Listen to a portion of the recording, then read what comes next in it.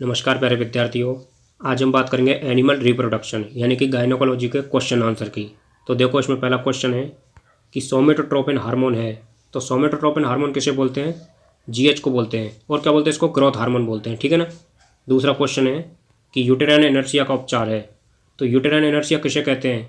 यानी कि प्रसव के समय गर्भाशय में संकुचन का ना होना क्या कहलाता है? यूटेराइन इनर्शिया कहलाता है। और फिर संकुचन के लिए क्या काम में लेते हैं हम? ऑक्सीटोसिन हार्मोन काम में लेते हैं। ऑक्सीटोसिन क्या करता है? गर्भाशय में संकुचन कराता है, ठीक है। क्या हो जाएगा? ऑक्सीटोसिन हो जाएगा।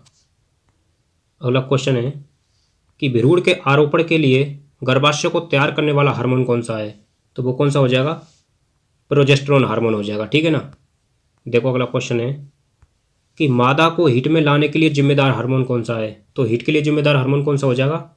ईस्ट्रोजन हार्मोन हो जाएगा। अगला क्वेश्चन है कि ममीफिकेशन का उपचार, ममीफिकेशन का उपचार क्या हो जाएगा? पीजीएफ-12 पीजीएफ-12 देते हैं, ठीक है ना। ममीफिकेशन क्या होता है? गर्भाशय के अंदर जो फीटस होता है उस फीटस का सूख कर कठोर हो जाना क्या कहलाता है? ममीफिकेशन कहलाता है, ठीक है। अगला क्वेश्चन है कि वी आकृति का गर्भाशय पाया जाता है, तो जो वी आकृति का गर्भाशय पाया जाता है वो किसमें पाया जाता है? कुतिया में पाया जाता है, ठीक है। देखो, अगला क्वेश्चन है कि लॉन्ग डे ब्रीडर का उदाहरण है, लॉन्ग डे ब्रीडर का उदाहरण, तो इसमें क्या हो जाएगा? घोड़ी हो जाएगा। अगला क्वेश्चन है कि मध चक्र के कितने चरण होते हैं? तो मध चक्र के बात पूछ रहा है चरण की, ठीक है, आपको याद रखना है। ये क्या पूछ रहा है कि मध चक्र के कितने चरण होते हैं? देखो, चरण तो होते हैं 2 और प्रावस्था होती हैं 4। प्रावस्था कौन कौन सी होती हैं? कौन कौन सी होती हैं? एक तो होती है प्रोइस्टस, ठीक है, एक ईस्टस, एक होती है मेटिस्टस और एक डाइस्टस। तो ये तो हो गई अवस्था 4 और चरण कितने हो जाएंगे? 2 हो जाएंगे। अगला क्वेश्चन है कि गाय में मधुचक्र की कौन सी अवस्था में रक्तस्राव होता है? यानी कि जो ब्लीडिंग होती है वो गाय में किस अवस्था में होती है? तो ये होती है मेटिस्टस में, ठीक है ना। अगला क्वेश्चन है देखो कि कार्पस लूटियम की अवधि, कार्पस लूटियम की अवधि कौन सी अवस्था को कहा जाता है? तो किस अवस्था को कहा जाता है? डाइस्टस अवस्था को कहा जाता है। अगला क्वेश्चन है कि कामोत्तेजना एवं यौन ग्रहणशीलता की अवस्था है, तो कौन सी अवस्था हो जाएगी? कौन सी अवस्था हो जाएगी? ईस्ट्रस अवस्था हो जाएगी। यानी जो ईस्ट्रस अवस्था होती है वो कामोत्तेजना एवं यौन ग्रहणशीलता की अवस्था होती है। यानी कि कहने का मतलब यह है कि जो ईस्ट्रस अवस्था में पशु होता है वो ज़्यादा हीट में होता है, ठीक है। अगला क्वेश्चन है कि सुअरी में मधचक्र की लंबाई कितनी होती है? सुअरी में यह क्या पूछ रहा है? मधचक्र की लंबाई पूछ रहा है, ना कि मधकाल की। तो सुअरी में कितनी होती है? 21 दिन होती है। कितनी होती है? 21 दिन होती है। और गाय में 21 दिन होती है, ठीक है ना। ये आपको ध्यान रखना, गाय, घोड़ी, सुअरी, इनमें कितनी होती है? 21 दिन होती है। और ऊँटनी में कितनी होती है? 23 दिन होती है। और भेड़ में कितनी होती है? 17 दिन होती है। अगला क्वेश्चन है कि निम्न में से किस जानवर में अंडोत्सर्ग समागम के पश्चात ही होता है? यानी कि जो अंडोत्सर्ग होता है वो समागम के बाद में होता है, तो कौन सा जानवर है ऐसा? ऊँटनी हो जाएगा। कौन सा हो जाएगा? ऊँटनी हो जाएगी। अगला क्वेश्चन है कि सांड में तरल वीर्य को संग्रहित करने का उचित तापमान यानी कि डिग्री सेंटीग्रेड होता है, कितना होता है भाई? तो इसका राइट आंसर क्या हो जाएगा? 5 हो जाएगा, ठीक है, 5 डिग्री सेंटीग्रेड। देखो, अगला क्वेश्चन है कि डेसिडुएट प्लेसेंटा किस जानवर में पाया जाता है? तो इसका राइट आंसर क्या हो जाएगा? कुतिया हो जाएगा, ठीक है। अगला क्वेश्चन है कि गाय में रेक्टल पाल्पेशन के द्वारा गर्भ परीक्षण करते समय, गाय में रेक्टल पाल्पेशन के द्वारा गर्भ परीक्षण करते समय सर्वप्रथम कौन सी संरचना महसूस होती है? तो सबसे पहले क्या महसूस होगा? कार्पस लूटियम मिलेगा, ठीक है। अगला क्वेश्चन है कि ऊँटनी में सबसे ज़्यादा गर्भपात करने वाला संक्रामक कारक क्या है? तो कौन सा हो जाएगा? ट्रिपनोसोमा एवांसी हो जाएगा। और ट्रिपनोसोमा एवांसी से ऊँट में एक बीमारी भी होती है जैसे क्या बोलते हैं? सर्रा बोलते हैं, ठीक है, ये भी याद रखना है। अगला क्वेश्चन है कि फर्गुसन रिफ्लेक्स के लिए जिम्मेदार हार्मोन है, तो फर्गुसन रिफ्लेक्स किसे कहते हैं? तो पहले तो यही जान लेते हैं। यानी कि प्रसव के समय, प्रसव के समय गर्भाशय में क्या है? संकुचन होना, यानी कि जो पीयूष ग्रंथि का पश्च भाग होता है उससे अधिक मात्रा में ऑक्सीटोसिन हार्मोन का स्रावित होना क्या कहलाता है? फर्गुसन रिफ्लेक्स कहलाता है। तो इसके लिए जिम्मेदार हार्मोन कौन सा है भाई? तो इसका राइट आंसर हो जाएगा ऑक्सीटोसिन। देखो अगला क्वेश्चन है कि बच्चे का जन्म प्रसव की कौन सी अवस्था में होता है? यानी कि जो बच्चे का जन्म, यानी कि प्रसव की कितनी अवस्था होती है? 3 अवस्था होती हैं। तो जो बच्चे का जन्म होता है वो कौन सी अवस्था में होता है? तो ये होता है द्वितीय अवस्था में, ठीक है। और द्वितीय अवस्था में होता है। और तृतीय अवस्था में क्या होता है? इन्वोल्यूशन ऑफ यूट्रस, ठीक है, प्लेसेंटा का बाहर आना। अगला क्वेश्चन है कि गाय में प्रसव की द्वितीय अवस्था में कितना समय लगता है? इसमें बहुत कम समय लगता है, यानी कि कह सकते हैं कि 30 से 60 मिनट, 30 से 60 मिनट का टाइम लगता है। देखो अगला क्वेश्चन है कि यूटेराइन टॉर्सन सबसे ज़्यादा देखने को मिलता है, तो ये भैंस में देखने को मिलता है।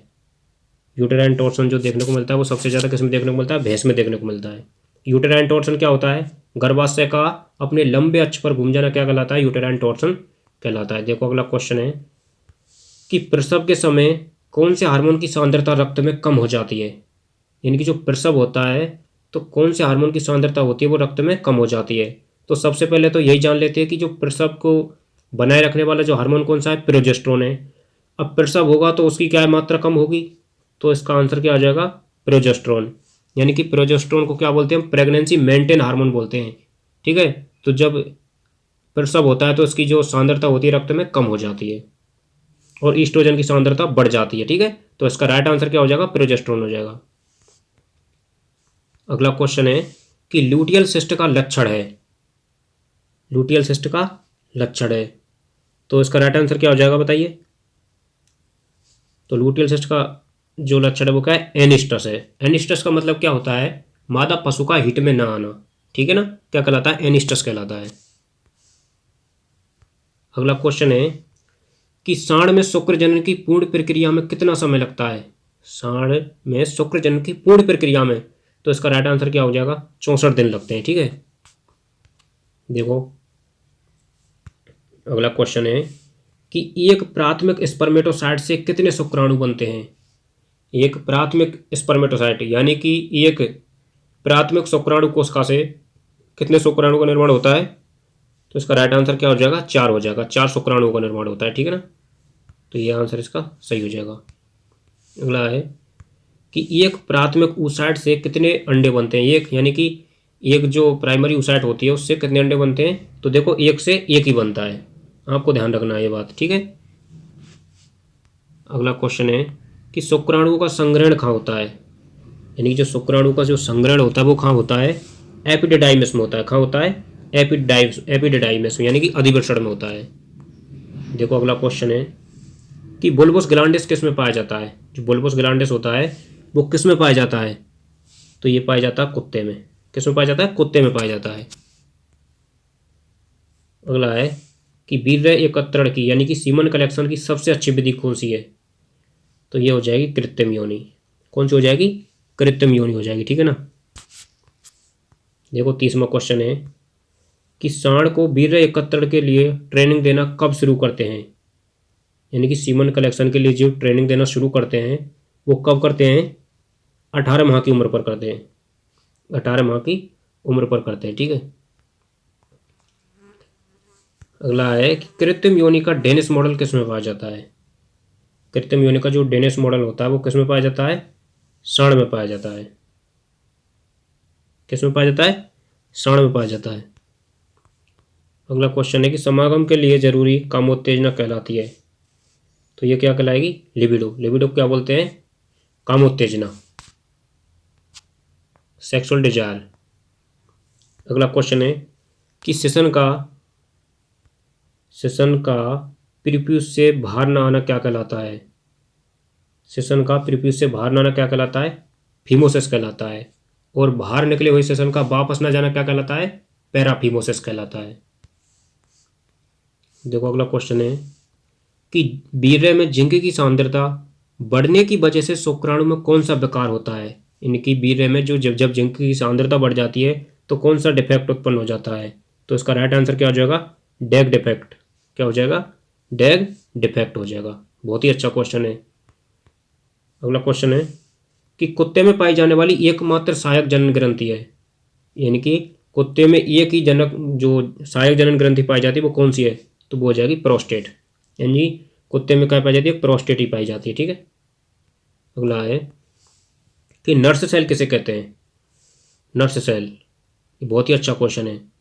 तो जो सर्टोली सेल होती है ना, सर्टोली सेल, उनको क्या बोलते हैं, नर्स सेल बोलते हैं। क्यों बोलते हैं, क्योंकि ये क्या करती हैं, शुक्राणु को पोषण प्रदान करने का काम करती हैं, या बोल सकते हैं जैसे नर्स होती है वो क्या है, देखभाल करने का काम करती है ना मरीज का, तो ऐसे ही जो सर्टोली सेल होती है वो शुक्राणु को देखभाल एवं पोषण का काम करती है, इसलिए जो सर्टोली सेल होती है उसको क्या बोलती है, नर्स सेल बोलते हैं। अगला क्वेश्चन है कि व्हाइट हिपर डिजीज कौन सी नस्ल में देखने को मिलता है, तो ये शॉर्ट हॉर्न जो गाय होती है उसमें देखने को मिलता है। देखो अगला क्वेश्चन है कि गाय के गर्भाशय में भ्रूण की सामान्य स्थिति होती है, गाय के गर्भाशय में भ्रूण की जो सामान्य स्थिति होती है वो कौन सी होती है, डोर्सोसैक्रल, कौन सी होती है, डोर्सोसैक्रल होती है। ठीक है। देखो अगला क्वेश्चन है कि निम्न में से किस विटामिन की कमी से गर्भपात की संभावना बढ़ जाती है, यानी कि जो एबॉर्शन की संभावना किस विटामिन की कमी से बढ़ जाती है, तो इसका आंसर हो जाएगा विटामिन ए, विटामिन ए हो जाएगा। अगला क्वेश्चन है कि निम्न में से किस खनिज की कमी से गर्भपात की संभावना बढ़ जाती है। देखो पहले तो हम विटामिन पूछ रहे थे, अभी क्या पूछ रहे हैं, खनिज पूछ रहे हैं, तो इसमें कौन सा खनिज आ जाएगा, सेलेनियम आ जाएगा, कौन सा आ जाएगा, सेलेनियम आ जाएगा। ठीक है ना। अगला क्वेश्चन है कि ऊंट में रटिंग पीरियड होता है, रटिंग पीरियड का मतलब क्या होता है, यानी कि ऊंट में क्या है, प्रजनन काल शुरू हो जाता है, ऐसे ऐसे सोच सकते हैं। ठीक है। तो यानी कि जो नवंबर से जो मार्च का महीना होता है वो क्या होता है, रटिंग पीरियड होता है, यानी नवंबर से मार्च। ठीक है ना, नवंबर से मार्च हो जाएगा। तो देखो अगला क्वेश्चन है कि हिमशीतित वीर्य का थोइंग तापमान कितना होता है, हिमशीतित वीर्य का थोइंग तापमान कितना होता है, तो ये हो जाएगा 37 डिग्री सेंटीग्रेड 30 सेकंड के लिए। अगला क्वेश्चन है कुतिया में पाए जाने वाला प्लेसेंटा है, तो कौन सा हो जाएगा, जॉनरी हो जाएगा, कौन सा हो जाएगा, जॉनरी प्लेसेंटा पाया जाता है। अगला क्वेश्चन है कि किस जानवर में अंडोत्सर्ग ईस्ट्रस अवस्था खत्म होने के 12 से 14 घंटे बाद होता है, यानी कि किस जानवर में जो ओवुलेशन होता है वो ईस्ट्रस अवस्था खत्म होने के 12 से 14 घंटे बाद होता है, तो इसका राइट आंसर क्या हो जाएगा, गाय हो जाएगा। अगला क्वेश्चन है कि कोकिंग ऑफ टेल किस जानवर में गर्भ परीक्षण का तरीका है, तो ये ऊँटनी में है। ठीक है ना। देखो अगला क्वेश्चन है कि भेड़ एवं बकरी में गर्भ परीक्षण का तरीका है, भेड़ एवं बकरी में गर्भ परीक्षण का कौन सा तरीका काम में लेते हैं, एब्डोमिनल पाल्पेशन काम में लेते हैं, कौन सा काम में लेते हैं, एब्डोमिनल पाल्पेशन काम में लेते हैं। देखो अगला क्वेश्चन है कि सांड के वीर्य में न्यूनतम कितने प्रतिशत सामान्य शुक्राणु होने चाहिए, सांड के वीर्य में न्यूनतम कितने प्रतिशत शुक्राणु सामान्य होने चाहिए, तो इसका राइट आंसर क्या हो जाएगा, 80% होने चाहिए। कितने होने चाहिए, 80% होने चाहिए। देखो अगला क्वेश्चन है कि प्रसव के समय गर्भाशय का शिथिल पड़ जाना क्या कहलाता है, तो ये तो हम पहले भी पढ़ चुके हैं, प्रसव के समय गर्भाशय का शिथिल पड़ जाना क्या कहलाता है, यूटेराइन इनर्शिया कहलाता है, यूटेराइन इनर्शिया कहलाता है। और यूटेराइन इनर्शिया को उपचार में हम क्या काम में लेते हैं, ऑक्सीटोसिन हार्मोन काम में लेते हैं, जो कि क्या करता है, गर्भाशय में संकुचन कराता है। अगला क्वेश्चन है कि गर्भकाल पूर्ण होने से पहले ही मृत भ्रूण का शरीर से बाहर आना क्या कहलाता है, यानी गर्भकाल तो पूरा हुआ नहीं है और उसके बावजूद क्या है, मृत भ्रूण शरीर से बाहर आ रहा है, तो उस क्या हो जाएगा, एबॉर्शन हो जाएगा ना, क्या हो जाएगा, एबॉर्शन हो जाएगा। ठीक है। अगला क्वेश्चन है कि पायोमेट्रा का उपचार है, पायोमेट्रा क्या होता है, गर्भाशय में मवाद का पड़ना क्या कहलाता है, पायोमेट्रा कहलाता है। तो इसके उपचार में क्या देंगे हम, PGF2 अल्फा देंगे, क्या देंगे, PGF2 अल्फा देंगे। ठीक है ना, PGF2 अल्फा देंगे। अगला क्वेश्चन है कि अंगूर के गुच्छे की आकृति का अंडाशय पाया जाता है, तो ये मुर्गी में पाया जाता है। ठीक है। और सुअरी में भी पाया जाता है, लेकिन ऑप्शन में क्या अपनी मुर्गी है तो मुर्गी आ जाएगा। देखो अगला क्वेश्चन है कि मादा जिसने एक भी बच्चे को जन्म ना दिया हो क्या कहलाती है, तो नलीपेरा कहलाती है, क्या कहलाती है, नलीपेरा कहलाती है। और यूनिपेरा क्या होता है, जिसने एक बच्चे को जन्म दिया हो। प्लूरीपेरा क्या होती है, जो एक से अधिक बच्चे को जन्म दिया हो। और प्रीमीपेरा क्या होता है, जिसने पहली बार जन्म दिया हो। ठीक है। अगला क्वेश्चन है कि प्रतिस्खलन सबसे ज़्यादा वीर्य का आयतन होता है। प्रतिस्खलन सबसे ज़्यादा जो वीर्य का आयतन होता है वो किस में होता है? सुअर में होता है। यानी कि एक बार में 250 ml वीर्य को निकालता है ये, ठीक है। अगला क्वेश्चन है कि एक उगोनिया से कितने अंडे प्राप्त होते हैं? तो एक उगोनिया से केवल एक अंडा प्राप्त होता है। कितना? ये पहले भी आ चुका है ये क्वेश्चन, ठीक है। अगला क्वेश्चन है कि फॉलिकुलर सिस्ट एवं लूटियल सिस्ट का इलाज है क्रम से। तो इलाज कैसे? देखो, फॉलिकुलर सिस्ट में हम क्या देते हैं और लूटियल सिस्ट में क्या देते हैं, तो आपको क्या है, क्रम से बताना है। तो देखो, फॉलिकुलर सिस्ट में तो क्या देते हैं हम? LH देते हैं। क्या देते हैं? LH देते हैं। और जो लूटियल सिस्ट है उसमें क्या देते हैं? PGF2 अल्फा देते हैं, ठीक है। इसका राइट आंसर यही हो जाएगा। अगला क्वेश्चन है कि फ्रेंच मिनी सीमन एस्ट्रा बनी होती है। फ्रेंच मिनी सीमन एस्ट्रा किसकी बनी होती है? तो ये बनी होती है पॉलीविनाइल क्लोराइड से, ठीक है। पॉलीविनाइल क्लोराइड की बनी होती है। इसका राइट आंसर ये हो जाएगा पॉलीविनाइल क्लोराइड। अगला क्वेश्चन है कि सांड से वीर्य एकत्रण का सबसे अच्छा मौसम एवं समय होता है। तो ये क्या होता है? देखो, सबसे अच्छा मौसम तो होता है सर्दियों में, और जो समय होता है वो सुबह जल्दी। यानी कि जो सांड की जो वीर्य की जो गुणवत्ता होती है ना, वो सबसे अच्छी कब होती है? जल्दी सुबह होती है और सर्दियों के मौसम में होती है। अगला क्वेश्चन है कि कृमि गाढ़े वीर्य की गुणवत्ता होती है। कृमि गाढ़े वीर्य की जो गुणवत्ता होती है वो कैसी होती है? सर्वोत्तम होती है। कैसी होती है? सर्वोत्तम होती है, सबसे बेस्ट माना जाता है। अगला क्वेश्चन है कि जीवित मृत शुक्राणुओं की संख्या की जांच के लिए कौन सी स्टेन काम में ली जाती है? जीवित मृत शुक्राणुओं की संख्या की जांच के लिए कौन सी स्टेन काम में लेते हैं हम? ईओसिन नाइग्रोसिन काम में लेते हैं। क्या लेते हैं? ईओसिन नाइग्रोसिन काम में लेते हैं, ठीक है ना। देखो, अगला क्वेश्चन है कि गाय में ज़्यादातर गर्भधारण होता है। गाय में ज़्यादातर गर्भधारण किधर होता है? राइट हॉर्न में होता है। किस में होता है? किस में होता है? राइट हॉर्न में होता है। तो इसका राइट आंसर ये हो जाएगा। अगला क्वेश्चन है कि ऊँटनी में ज़्यादातर गर्भधारण होते हैं। तो भाई, ऊँटनी में जो ज़्यादातर गर्भधारण होता है वो किधर होता है? लेफ्ट हॉर्न में होता है। ध्यान रखना है इसको, ठीक है। अगला क्वेश्चन है कॉर्क स्क्रू आकृति की सर्विक्स पाई जाती है। कॉर्क स्क्रू आकृति की सर्विक्स किस में पाई जाती है? तो किस में पाई जाती है? सुअरी में पाई जाती है। अगला क्वेश्चन है कि मादा जिसने प्रथम बच्चे को जन्म दिया हो उसे क्या बोलते हैं? प्रथम बोले तो प्रीमीपेरा, ठीक है। यानी कि उसको क्या बोलते हैं? प्रीमीपेरा बोलते हैं। और नलीपेरा जिसने एक भी बच्चे को जन्म नहीं दिया हो, ठीक है, उसको बोलते हैं। अगला क्वेश्चन है कि गाय में मध्यचक्र की सबसे लंबी अवस्था है। गाय में मध्यचक्र की सबसे लंबी अवस्था कौन सी हो जाएगी?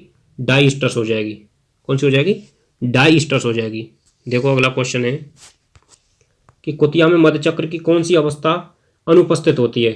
कुतिया में मध्यचक्र की कौन सी अवस्था अनुपस्थित होती है? तो ये हो जाएगी मेटिस्टस। कौन सी हो जाएगी? मेटिस्टस। अगला क्वेश्चन है कि मां एवं भ्रूण के मध्य कार्यकीय संबंध क्या कहलाता है? तो बहुत ही अच्छा क्वेश्चन है। क्या कहलाता है? प्लेसेंटा कहलाता है, अपरा कहलाता है। अगला क्वेश्चन है कि रिटेंशन ऑफ प्लेसेंटा का उपचार है।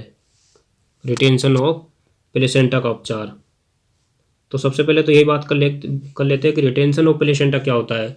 तो देखो, यानी कि प्रसव के बाद प्लेसेंटा का यानी कि 8 से 12 घंटे बाद क्या है? जेर का नहीं गिरना क्या कहलाता है? रिटेंशन ऑफ प्लेसेंटा कहलाता है। तो इसके उपचार में क्या काम मिलेंगे भाई? हम ऑक्सीटोसिन काम मिलेंगे। क्या काम मिलेंगे? ऑक्सीटोसिन काम मिलेंगे। क्यों काम मिलेंगे? क्योंकि ये क्या कराता है? संकुचन करवाता है। क्या करवाता है? संकुचन करवाता है। किस में संकुचन करवाता है? गर्भाशय में। संकुचन होगा तो जेर गिरेगा ना। अगला क्वेश्चन है कि गाय में प्रसव की सबसे छोटी अवस्था होती है। गाय में प्रसव की सबसे छोटी अवस्था कौन सी अवस्था हो जाएगी? द्वितीय अवस्था हो जाएगी। द्वितीय अवस्था हो जाएगी, जो कितनी होती है? 30 से 60 मिनट की होती है, ठीक है ना, जिसमें क्या होता है? बच्चे का जन्म होता है। अगला क्वेश्चन है नेक ऑफ बॉम्ब किसे कहा जाता है? तो सर्विक्स को कहा जाता है। सर्विक्स की तरह इसमें ये रही। नेक ऑफ बॉम्ब किसे कहा जाता है? सर्विक्स को कहा जाता है। और बॉम्ब किसे कहा जाता है? यूट्रस को कहा जाता है। देखो, अगला क्वेश्चन है कि शुक्राणु की केंद्रक झिल्ली अंदर धंसने की वजह से केंद्रक में धसा पड़ना क्या कहलाता है? तो यह कहलाता है डाइडेम डिफेक्ट। क्या कहलाता है? डाइडेम डिफेक्ट कहलाता है। अगला क्वेश्चन है कि शुक्राणु की पूंछ का मिड पीस पर कुंडलित होना क्या कहलाता है। शुक्राणु की पूंछ का मिड पीस पर कुंडलित होना क्या कहलाता है। डैग डिफेक्ट कहलाता है। क्या कहलाता है। डैग डिफेक्ट कहलाता है। इसका कारण क्या होता है। वीर्य में जिंक की मात्रा का बढ़ना। अगला क्वेश्चन है कि वीर्य एकत्रण का तरीका जिसमें डमी मादा की आवश्यकता नहीं होती है, तो कौन सा हो जाएगा भाई। जिसमें डमी मादा की आवश्यकता नहीं होती है तो वो हो जाएगा इलेक्ट्रिक स्खलन। अगला क्वेश्चन है कि वीर्य एकत्रण करते समय कृत्रिम योनि का जमीन के साथ कोण होना चाहिए, तो कितना कोण होना चाहिए। 45 डिग्री का कोण होना चाहिए। अगला क्वेश्चन है कि सांड में एक सप्ताह में कितनी बार वीर्य एकत्रण करना चाहिए। सांड में एक सप्ताह में कितनी बार वीर्य एकत्रण करना चाहिए, तो इसका राइट आंसर हो जाएगा 2 बार। अगला क्वेश्चन है कि वीर्य में सभी शुक्राणुओं का मृत होना क्या कहलाता है। तो देखो नेक्रो, नेक्रो यानी क्या होता है मृत, ठीक है, नेक्रोसिस बोलते तो नेक्रोजूस्पर्मिया। इसका राइट आंसर क्या हो जाएगा नेक्रोजूस्पर्मिया। देखो दोस्तों शब्द से ही समझा करो आंसर को, ठीक है। अगला क्वेश्चन है कि सांड के वीर्य का भूरा रंग किस कारण होता है। यानी कि सांड के जो वीर्य का जो भूरा रंग होता है वो किसके कारण होता है, बताइए। ऑर्काइटिस के कारण होता है। किसके कारण। ऑर्काइटिस।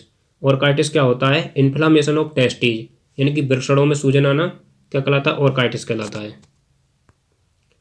अगला क्वेश्चन है कि नर जनन अंगों का अध्ययन क्या कहलाता है। नर जनन अंगों का अध्ययन क्या कहलाता है। एंड्रोलॉजी कहलाता है। क्या कहलाता है। एंड्रोलॉजी कहलाता है। और मादा जनन अंगों का अध्ययन क्या कहलाता है। गायनेकोलॉजी कहलाता है। अगला क्वेश्चन है कि घोड़ी में कृत्रिम गर्भाधान किस विधि से किया जाता है। घोड़ी में जो कृत्रिम गर्भाधान किया जाता है वो किस विधि से किया जाता है। वेजाइनल विधि से, ठीक है। अगला क्वेश्चन है कि वीर्य को हिमस्थित करने के लिए सबसे ज्यादा काम में लिया जाने वाला क्रायोजन क्या है। तरल नाइट्रोजन है। क्या काम में लेते हैं। LN2 काम में लेते हैं। अगला क्वेश्चन है कि कास्टिंग वेदर्स कहा जाता है। कास्टिंग वेदर्स कहा जाता है तो किसे कहा जाता है। यूटेराइन प्रोलेप्स को कहा जाता है। किसे कहा जाता है। यूटेराइन प्रोलेप्स को कहा जाता है। तो ठीक है दोस्तों, ये अपने टॉप 80 क्वेश्चन आंसर हो गए, ठीक है ना। तो इसमें अपनी पूरी गाइनोकोलॉजी का निचोड़ है।